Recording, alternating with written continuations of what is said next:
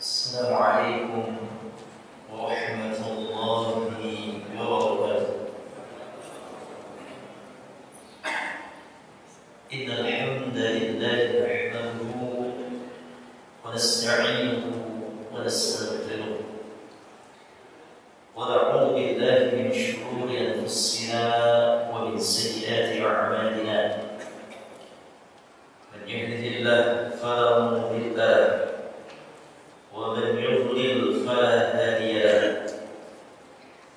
أشهد أن لا إله إلا الله وحده لا شريك له وأشهد أن محمدا عبده ورسوله. قال الله تعالى في كتابه الكريم: يا أيها الذين آمنوا اتقوا الله حق تقاته ولا تموتن إلا وأنتم مسلمون. يا أيها الناس اتقوا ربكم الذي خلقكم من نفس واحدة وخلق منها زوجها وبث منهما رجالا كثيرا ونساء واتقوا الله الذي تساءلون به والأرحام إن الله كان عليكم رقيبا. يا أيها الذين آمنوا اتقوا الله وقولوا قولا سديدا يصلح لكم أعمالكم ويغفر لكم ذنوبكم ومن يطع الله ورسوله فقد فاز فوزا عظيما. أما بعد، فإن أصدق الحديث كتاب الله وخير الهدي هدي محمد صلى الله عليه وسلم وشر الأمور محدثاتها وكل محدثة بدعة وكل بدعة ضلالة وكل ضلالة في النار. معاشر المسلمين والمسلمات رحمني ورحمكم الله. Alhamdulillah, puji dan syukur senantiasa kita panjatkan kehadirat Allah Subhanahu wa Ta'ala yang telah memberikan kita semua berbagai macam nikmat-Nya, terutama nikmat iman dan nikmat Islam, sehingga di kesempatan malam hari ini, di malam Ahad, kita masih dipertemukan oleh Allah Subhanahu wa Ta'ala kembali di salah satu rumah Allah Azza wa Jalla untuk mengkaji, mempelajari, mentadabburi ayat-ayat Allah Subhanahu wa Ta'ala. Karena tidak ada suatu kaum berkumpul di salah satu rumah Allah, kemudian mereka membaca serta mempelajari ayat-ayatnya, kecuali akan turun kepada mereka rasa ketenangan, terliputi rahmat Allah, dan malaikat akan mengiringinya. Maka bersyukurlah kepada Allah Azza wa Jalla atas nikmat kita bisa hadir di salah satu taman-taman surga Allah Azza wa Jalla. Ayyuhal ikhwah wal akhwati fillah rahimani wa rahimakumullah. Pada kesempatan malam hari ini kita akan melanjutkan kajian tafsir kita. Kita sudah sampai di surah Al-Kautsar, dan pada pertemuan bulan yang lalu kita sudah membahas ayat yang pertama, yaitu Inna a'tainakal kautsar. Sesungguhnya kami telah memberikan kepadamu, yaitu Muhammad, nikmat yang banyak. Ini kemarin kita sudah mengupas ayat yang pertama. Dan pada kesempatan malam hari ini kita akan mengupas ayat yang kedua dan ayat yang ketiga. Namun sebelumnya kita membaca terlebih dahulu 3 ayat ini, Suratul Kautsar. Silakan bapak-bapak dan ibu-ibu untuk membuka mushafnya, membaca surah Al-Kautsar. Silakan ditirukan. A'udzu billahi minasy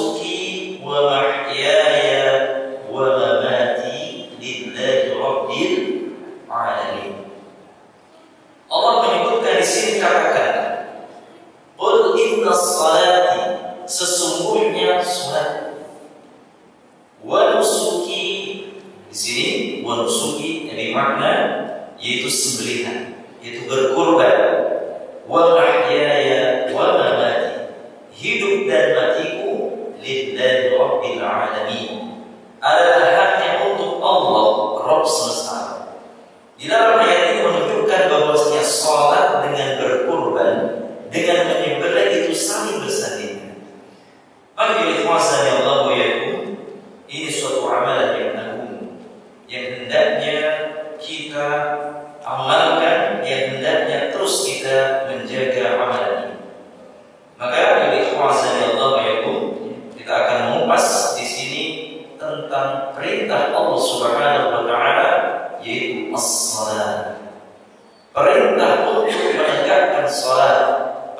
untuk menjalankan ibadah salat. Karena salat adalah merupakan rukun Islam. Setelah kita bersyahadat, bersaksi bahwasanya tidak ada ilah yang berhak diibadahi dengan benar kecuali Allah, dan Muhammad adalah utusannya, yaitu utusan Allah Subhanahu wa taala, maka kewajiban yang kedua apa Bapak Ibu? Melaksanakan as-salat, melaksanakan salat. Dan salat adalah merupakan amalan yang paling penting antara seorang hamba dengan Allah Subhanahu wa taala.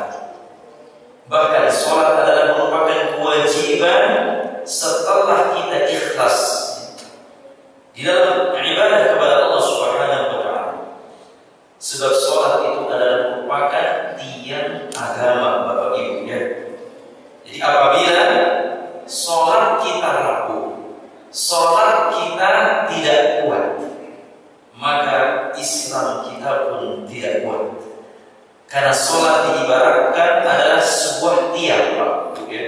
Salat di sini adalah sebuah tiang yang menopang sebuah bangunan atau tenda. Apabila tiangnya kuat, maka tenda itu pun akan menjadi kuat, bangunannya pun akan menjadi kuat. Namun apabila tiangnya di sini tidak kuat, alias lemah, mudah patah, maka jangan berharap ya, bangunan atau tenda yang kita buat akan menjadi kuat. Ya, begitu halnya ketika sholat kita disepelekan ya. Permasalahan sholat ini disepelekan, bahkan sholatnya kadang sholat, kadang enggak, maka bagaimana mungkin Islamnya akan menjadi kuat? Akhirul ikhwasan ya Allah wa yakum. Di sini disebutkan dalam sebuah hadis dari Mu'adz bin Jabal radhiyallahu anhu. Rasulullah sallallahu alaihi wasallam di sini bersabda, "Ukhbiruka bi ra'sil amri wa 'amudihi wa dhirwati sanami." Qultu bala ya Rasulullah. Qala ra'sul amri al-Islam wa 'amuduhu as-salat wa dhirwatu sanami al-jihad. Maukah engkau menunjukkan tentang pokok segala perkara, tiang-tiangnya dan puncaknya? Lalu aku berkata, wahai Rasulullah, ya, mau wahai Rasulullah. Lantas beliau sallallahu alaihi wasallam bersabda, ra'sul amri Islam, pokok segala perkara adalah dinul Islam. Jadi pokok segala perkara adalah al-Islam. Wa 'amudus shalah, tiangnya adalah as-salat. Jadi tiang di dalam agama yang mulia ini adalah salat. Wa dhirwatus sanami al-jihad, dan puncaknya adalah jihad di jalan Allah. Maka ini ikhwan dan akhwati fillah, bahwa salat adalah merupakan perkara yang sangat penting, dan salat adalah sebaik-baik amalan seorang muslim, karena salat adalah merupakan amalan ibadah yang diwajibkan oleh Allah Subhanahu wa taala. Ini ikhwan dari Allah wa yakum, dan salat ini adalah merupakan salah satu ibadah sebagai bentuk rasa syukur kita kepada Allah Rabbul Alamin. Lihatlah ma'asyiral muslimin, kita bisa merasakan betapa nikmatnya kita menghirup udara segar. Allah Subhanahu wa taala memberikan kita minum, Allah Subhanahu wa taala memberikan kita makan, Allah Subhanahu wa taala memberikan pakaian untuk kita. Lantas kok kita enggak berterima kasih kepada Allah Subhanahu wa taala? Maka ini adalah merupakan kezaliman ikhwan. Hendaknya kita bersyukur kepada Allah atas nikmat, segala nikmat. Nikmat masih melangkahkan kaki kita ke tempat yang mulia ini. Nikmat masih duduk bersimpuh untuk mendengarkan kajian. Ini nikmat dari Allah.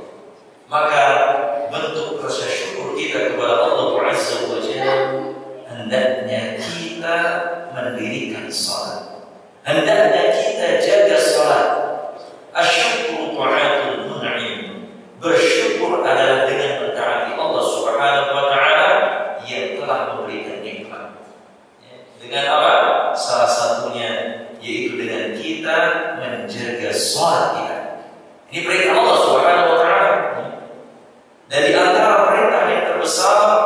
yang harus dilakukan seorang muslim setelah mentauhidkan Allah tadi sudah disebutkan adalah as-salat.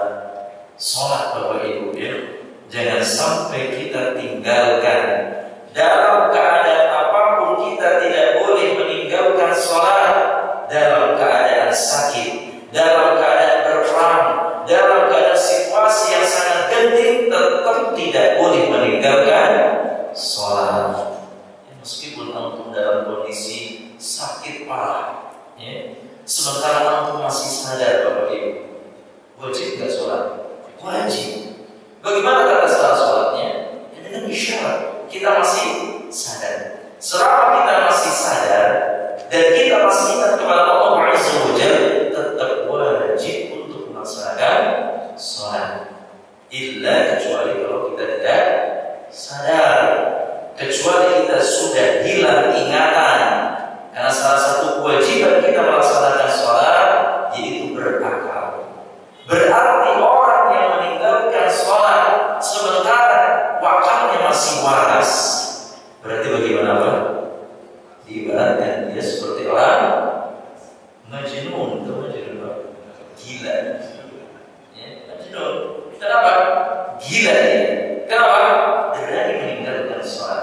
Padahal orang yang tidak wajib untuk melaksanakan sholat salah satunya apa? Orang yang gila, akalnya hilang. Maka bisa dikatakan ketika dia meninggalkan sholat gila. Karena ini adalah kewajiban Allah Subhanahu wa Ta'ala. Bahkan orang-orang yang berani meninggalkan sholat termasuk orang yang melakukan perbuatan dosa besar. Termasuk al-kabair, dosa besar meninggalkan sholat yang dibawa. Maka ancaman Allah Subhanahu wa Ta'ala mengisahkan tentang penduduk neraka yang akan dilemparkan oleh Allah Subhanahu wa Ta'ala ke dalam api neraka. Salah satunya apa? Meninggalkan sholat. Sebagaimana Allah Subhanahu wa Ta'ala berfirman di dalam surat Al-Mudaththir, "Ma salakakum fis saqar?" Qalu lam naku minal musallin. Apakah yang memasukkan kamu ke dalam neraka Saqar? Jadi neraka Saqar di sini apa? Nama neraka yang dikhususkan bagi orang-orang yang meninggalkan sholat. Namanya neraka apa? Saqar. Maka mereka berkata, qalu lam naku minal musallin. Kami dahulu tidak termasuk orang-orang yang mengerjakan sholat. Maka ikhwan, jangan sampai kita dimasukkan oleh Allah ke dalam neraka Saqar. Neraka yang disiapkan oleh Allah Subhanahu wa Ta'ala yang berani meninggalkan salat. Maka salat yang ikhwan azani Allah wa yakum, amalan yang pertama kali akan ditanya, akan dihisab oleh Allah Rabbul Alamin. Allah Subhanahu wa Ta'ala tidak akan menanyakan tentang harta. Allah Subhanahu wa Ta'ala tidak menanyakan tentang keturunan. Allah Subhanahu wa Ta'ala tidak menanyakan tentang yang lainnya. Namun pertama kali yang akan dihisab, yang akan diperhitungkan oleh Allah Subhanahu wa Ta'ala itu apa Bapak Ibu? Salat. Disebutkan dalam sebuah hadis, awwal ma yuhasabu bihi al-'abdu yawm al-qiyamah as-salat.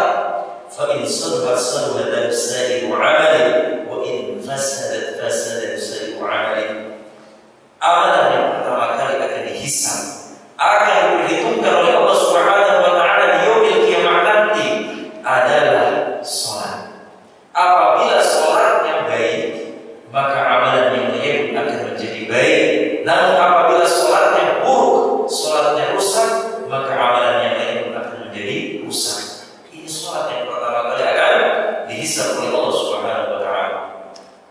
Di samping itu juga salat itu adalah termasuk wasiat yang terakhir Bapak Ibu. Wasiat yang terakhir yang Rasulullah SAW sampaikan, sebagaimana beliau menyebutkan dalam sebuah hadisnya, kana akhir kalami Rasulullah SAW as-salah, as-salah, ittaqullaha fima malakat aymanikum. Ucapan atau wasiat yang terakhir yang Rasulullah SAW ucapkan, beliau menyatakan salat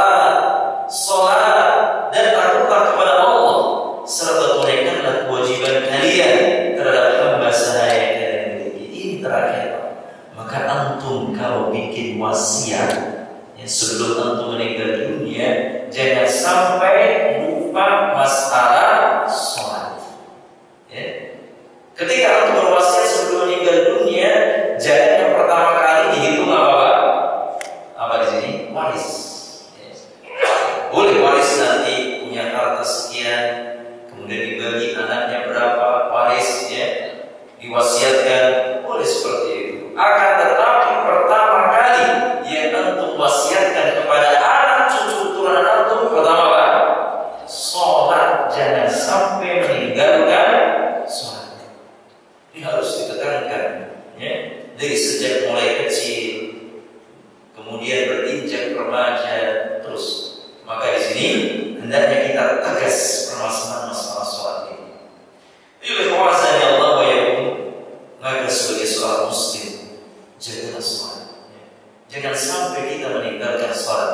Karena Allah Subhanahu wa taala berfirman di dalam surat Al-Baqarah ayat 238, "Hafizu 'ala salawati was-salatil wusta wa qumu lillahi qanitin."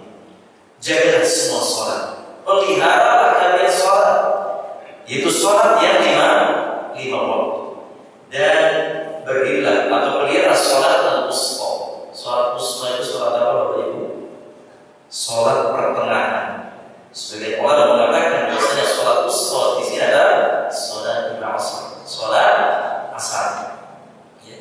Wa qumu lillahi qanitin, dan berdirilah untuk melaksanakan sholat dengan penuh kekhusyuan. Ini Bapak Ibu ya. Jadi kita diperintahkan oleh Allah Subhanahu wa taala untuk senantiasa menjaga sholat kita. Lalu bagaimana Bapak Ibu? Bagaimana tata cara kita menjaga sholat kita? Maka hendaknya kita perhatikan rukunnya, sunnah-sunnahnya, kewajiban-kewajibannya. Kita perhatikan masalahnya. Lalu bagaimana? Hendaknya kita sholat sebagaimana Rasulullah SAW melaksanakan sholat Bapak Ibu. Jadi sholatnya jangan seperti apa? Ayam yang sedang kelaparan. Oh Bapak, ayam sedang kelaparan, cepat ya. Ketika apa? Ketika makan dia cepat sekali. Hendaknya kita sholat dengan khusyuk. Rasulullah SAW bersabda dalam sebuah hadisnya, "Sallu kama ra'aitumuni usalli." Sholatlah kalian sebagaimana melihat aku sholat. Maka bagaimana Rasulullah SAW sholat? Ikuti. Beliau melaksanakan sholat bagaimana tata cara awalnya, bagaimana tata cara berwudhunya, kemudian ketika takbir bagaimana, ketika membaca Al-Fatihah, rukuk, sujud dan sebagainya, maka sudah dijelaskan. Dijelaskan oleh para ulama. Maka di situ ada salah satu kitab ya, sifat sholat Nabi sesuai dengan sunnah Rasulullah SAW, yaitu karya siapa? Syekh Al-Albani rahimahullah ta'ala. Ini salah satu sholat dan tata cara sholat sesuai dengan sunnah Rasulullah SAW. Ayo ikhwazani Allah wa yakum, di samping itu juga kita menjaga waktu sholat Bapak Ibu ya. Waktu sholat kita perhatikan. Jangan sampai kita melaksanakan sholat di luar waktunya. Waktu sholat maghrib dikerjakan pada waktu sholat Isya, kecuali jamaknya, jamak dan jamak kosong. Ketika dalam safar atau perjalanan, atau ketika mungkin dalam keadaan uzur. Contohnya Bapak Ibu saking capeknya ba'da asar tidur, kemudian bangun-bangun sudah Isya. Maghribnya bagaimana Bapak Ibu? Lewat. Bagaimana caranya? Maka Bapak Ibu sholat ketika ingat ya. Astagfirullah, saya sampai Isya baru bangun ya. Maka ketika itu pula untuk sholat maghrib 3 rakaat ya. Maka ikhlas dari Allah yang ini membuktikan sholat tidak boleh ditinggal ya. Maka di sini disebutkan ya, bagaimana apabila seseorang itu sholat setiap hari namun maksiat masih jalan terus, bagaimana? Berarti dia tidak mampu menjaga sholatnya, berarti dia tidak mampu menjaga syarat rukun sunnah. Mungkin bisa jadi sholatnya asal-asalan. Akan tetapi apabila kita melaksanakan sholat sesuai dengan sunnah, kita paham apa yang kita baca, maka insya Allah sholat tersebut bisa mencegah perbuatan keji dan perbuatan munkar. Maka ikhwazani Allah wa yakum, ini perintah Allah Subhanahu wa taala yang harus kita kerjakan, masalah salat. Fashalli, maka dirikanlah salat, wanhar, dan berkurbanlah. Maka perintah Allah Subhanahu wa taala agar kita senantiasa mensyukuri nikmat Allah Subhanahu wa taala. Yang kedua adalah wanhar. Apa wanhar? Di sini maknanya adalah menyembelih. Menyembelih hewan binatang kurban, hewan kurban. Pada saat apa? Pada saat hari raya Idul Adha. Setelah kita melaksanakan sholat Idul Adha, dan di hari tasyrik, tanggal berapa Bapak Ibu? Tanggal 11, 12, dan 13 di bulan Dzulhijjah. Ini perintah Allah Subhanahu wa taala. Fashalli li rabbika wanhar, dan dirikanlah salat karena Rabbmu wanhar, dan berkurban. Dan Allah Subhanahu wa taala juga memerintahkan kepada kita untuk menyembelih binatang kurban, sebagaimana Allah Subhanahu wa taala berfirman di dalam surah Al-Hajj ayat yang ke-34, wa likulli ummatin ja'alna mansakan liyadhkuru ismallahi 'ala ma razaqahum min bahimatil an'am fa ilahukum ilahu wahidun fala aslimu wa basyiril mukhbitin. Dan bagi tiap-tiap umat telah kami syariatkan penyembelihan kurban, supaya mereka menyebut nama Allah terhadap binatang ternak yang telah diizinkan Allah kepada mereka. Maka Rabbmu ialah Rabb yang Maha Esa. Karena itu berserah dirilah kamu kepadanya, dan berilah kabar gembira kepada orang-orang yang tunduk dan patuh kepada Allah Rabbul Alamin. Ini Allah memberikan berupa hewan. Maka hendaknya kita menyembelih hewan tersebut. Maka ikhwasani Allah wa yakum, di sini ketika kita menyembelih binatang kurban, karena ini adalah perintah Allah Subhanahu wa taala, maka banyak sekali keutamaan atau hikmah di dalam kita menyembelih binatang kurban. Salah satunya Bapak Ibu, berkurban adalah sebagai amalan ibadah yang bisa mendekatkan diri kita kepada Allah Subhanahu wa taala. Karena kurban adalah amalan harta benda kita. Harta. Di sini kurban adalah merupakan amalan ibadah yang bisa mendekatkan diri kita kepada Allah Subhanahu wa taala. Qul inna salati wa nusuki wa mahyaya wa mamati lillahi rabbil alamin. Katakanlah, sesungguhnya salatku, penyembelihanku, hidup dan matiku adalah untuk Allah Rabbul Alamin. Ini yang pertama. Itu sebagai apa? Amalan ibadah yang bisa mendekatkan diri kita kepada Allah. Kemudian yang kedua, berkurban juga ini merupakan mengikuti sunnahnya atau millahnya Nabi Ibrahim alaihissalam. Sebagaimana Nabi Ibrahim alaihissalam yang bermimpi menyembelih siapa? Putranya, putra kesayangan beliau, yaitu siapa Bapak Ibu? Ismail alaihissalam. Akan tetapi Ismail alaihissalam setelah diberitahukan oleh ayahnya bermimpi ingin menyembelihnya, namun Ismail alaihissalam tetap tegar, tidak takut. Maka Ismail alaihissalam mengatakan, jalankan. Apabila ini adalah perintah Allah, maka laksanakan apa yang ada. Maka ini adalah khasnya Allah, betapa ujiannya sangat besar. Dan Allah Subhanahu wa taala menggantikan Nabi Ismail alaihissalam ketika sudah mau disembelih dengan apa? Dengan seekor kambing atau domba yang didatangkan dari surga. Kemudian hikmah selanjutnya yang ketiga, itu sebagai bentuk rasa syukur kita kepada Allah Subhanahu wa taala yang telah memberikan rizki kepada kita. Maka jadi orang jangan pelit.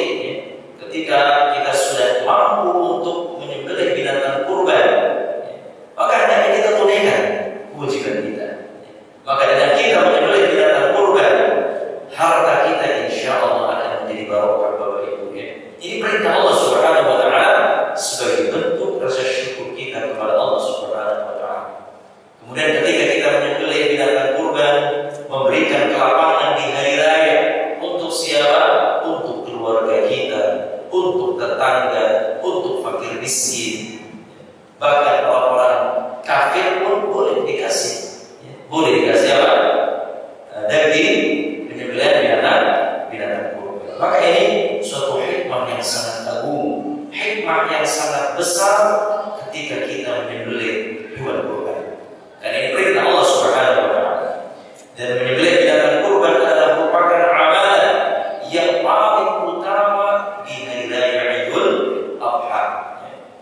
Amalan yang paling utama yang dilakukan di hari raya Idul Adha setelah kita melaksanakan sholat Idul Adha adalah menyembelih binatang kurban dan berkurban sesuai dengan waktunya, sesuai dengan waktu setelah menyembelih, setelah sholat Idul Adha sampai hari tasyrik, maka pahalanya melebihi jihad di jalan Allah. Ikhwazani Allah wa yakum. Maka ini menunjukkan bahwasanya perintah Allah Subhanahu wa taala hendaknya kita tunaikan sebagaimana tercantum di dalam surah Al-Kautsar ayat yang kedua, fashalli li rabbika wanhar, dan dirikanlah salat karena Rabbmu, wanhar, dan berkurbanlah. Ikhwazani Allah wa yakum. Maka perintah Allah Subhanahu wa taala ini kepada Nabi yang mulia sallallahu alaihi wasallam yaitu untuk melaksanakan salat dan menyembelih merupakan isyarat agar Nabi Muhammad sallallahu alaihi wasallam tidak memperdulikan cercaan kaum musyrikin. Sebagaimana asbab nuzul surah Al-Kautsar yang sudah kita kaji di bulan yang lalu, salah satunya apa? Yaitu anaknya, yaitu anak Rasulullah SAW yaitu Ibrahim meninggal dunia, kemudian orang-orang musyrik mengejek. Rasulullah SAW abdar, Muhammad abdar. Maksudnya abdar di sini apa? Terputus, sudah tidak punya anak laki-laki lagi. Maka Allah memerintahkan untuk berkurban, memerintahkan untuk sholat dan menyembelih binatang kurban supaya apa? Gak perlu memperdulikan cercaan orang-orang musyrik. Akan tetapi beliau hendaknya menghadapi cercaan mereka dengan terus beribadah kepada Allah Subhanahu wa taala. Maka ikhwazani Allah wa yakum, di sini Allah Subhanahu wa taala berfirman di dalam surah Al-Hijr ayat 97 sampai ayat 99. Allah Subhanahu wa taala berfirman, "Wa laqad na'lamu annaka yadhiqu sadruka bima yaqulun, fasabbih bihamdi rabbika wa kum minas sajidin wa'bud rabbaka hatta ya'tiyakal yaqin." Dan kami sungguh-sungguh mengetahui bahwa dadamu menjadi sempit disebabkan apa yang mereka ucapkan. Jadi Rasulullah SAW sedih, bahkan di sini sangat sedih sekali dan sangat jengkel terhadap orang musyrik ketika anaknya meninggal dunia malah diejek. Bagaimana tidak sedih dan tidak sempit dadanya? Maka Allah Subhanahu wa taala turunkan ini. Maka Allah Subhanahu wa taala memerintahkan kepada Rasulullah SAW, fasabbih bihamdi rabbika, bertasbihlah dengan memuji Rabbmu, wa kum minas sajidin, dan jadilah kamu di antara orang-orang yang bersujud. Kemudian Allah Subhanahu wa taala menyebutkan wa'bud rabbaka hatta ya'tiyakal yaqin, sembahlah Rabbmu sampai datang kepadamu keyakinan, maksudnya sampai datang kepadamu ajal. Maka ini menunjukkan kita tidak boleh berhenti untuk beribadah. Kita tidak boleh berhenti untuk sholat. Sholat gak ada berhentinya. Sholat jalan terus. Mau kita orang miskin, orang kaya, punya uang atau tidak, diuji atau tidak, tetap tidak boleh meninggalkan sholat. Sampai kapan Bapak Ibu? Hatta ya'tiyakal yaqin, sampai kita meninggal dunia. Baru setelah kita meninggal dunia, wajib sholat enggak. Maka orang-orang yang dikubur ingin balik lagi ke dunia.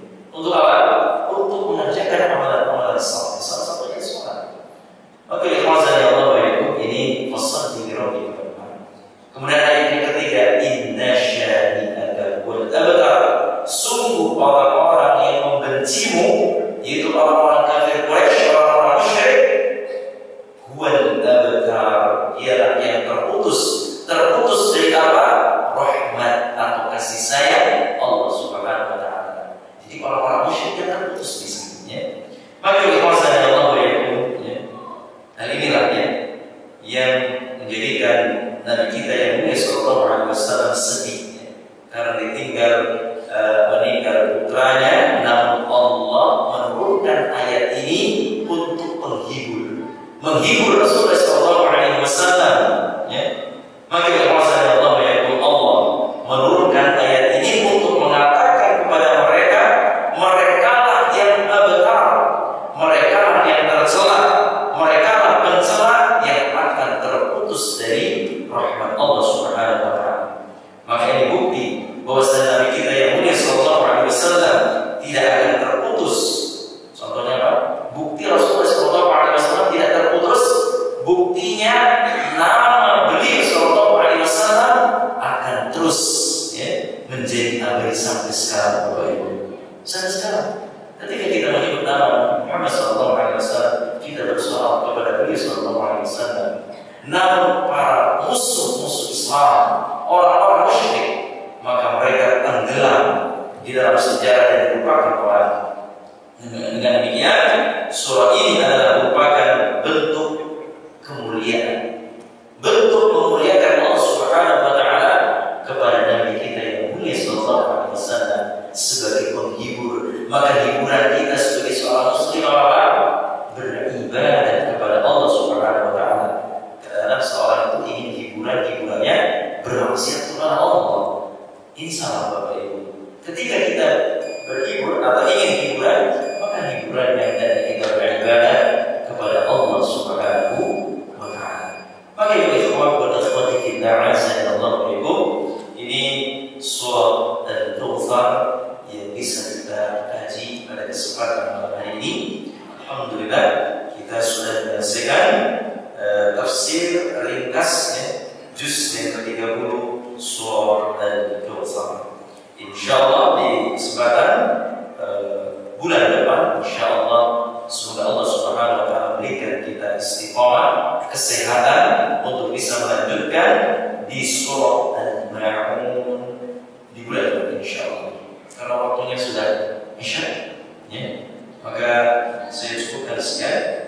Mudah-mudahan apa yang saya sampaikan menjadi ilmu yang bermanfaat, ilmu yang bermanfaat di dunia ini, lebih-lebih di akhirat nanti, dan menjadi sinar atau cahaya di alam kubur kita nanti, menjadi penolong kita di alam akhirat nanti, ilmu yang bermanfaat. Amin ya rabbal alamin.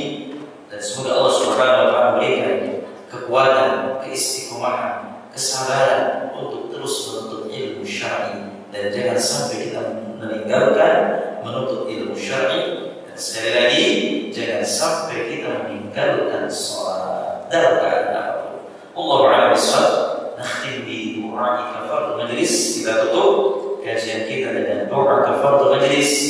Subhanakallahumma wa bihamdika asyhadu an la ilaha illa anta astaghfiruka wa atubu ilaik. Assalamualaikum